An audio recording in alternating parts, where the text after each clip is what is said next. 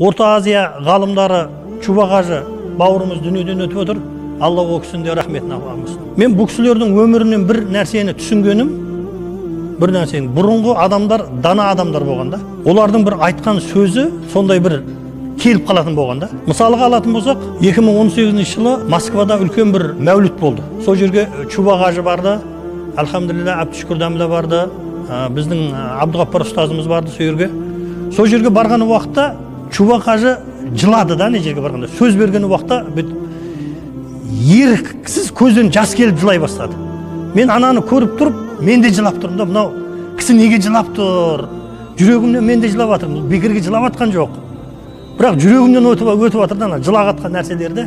Сонымен иншалла сол кісімен кездесу нәсіп болғанда бір сұрайыншы, осы кісі не үшін осы жерде жылады екен осы барған уақытта деді. Бірақ менің өзім ішкі ойым, кешегі анау атеистік заманда, атеистік заман басқарып тұрды ғой. Атеистік заман басқарып тұрып, кім ойлапты да? Сол атеистердің жаңа қызыл жалау ілулі тұрған жерге барып тұрып, біздің дін ғалымдарымыз барып сол жерге барып тұрып, уағыз насихат қылады депті. Міне Чуба қажы барған уақытта сол жерге барып тұрып, сол жерде халық көріп тұрып, Москвада атеистердің ортасына біздің дінімізге қарсы болған уақытта, атеистердің біздің дінімізге қарсы болып тұрған уақытта, енді орын ауысып кетіп, сол жерге барып тұрып, үлкен жерде бір уағыз насихат айтуда, бұл жаңағы мінбердің шынымен арыстандарының қолынан келетін нәрсе ғой. Жолығып сұрадым. Сол кезде сізді не нәрсе жылатты? Мен жаңа ішімнен ойлап тұрмын ғой енді сол жаңағы ана халықты көріп тұрып, міне жерде кешегі біздің дінімізге қарсы шыққан адамдардың ортасына келіп тұрып енді уағыз айтып тұрмын ғой. Сол нәрсе ішіндегі жаңа нәрсесін шығарып, толқып жылап жатқан жер ғой ана кісінің. Шынымен де о кісі сондай болған екен да. О кісімен кездескен уақытта жанында бір-екі жігіттер бар еді. Сізге бір сөзім бар дедім да. Шейх Чуба қажыға айттым.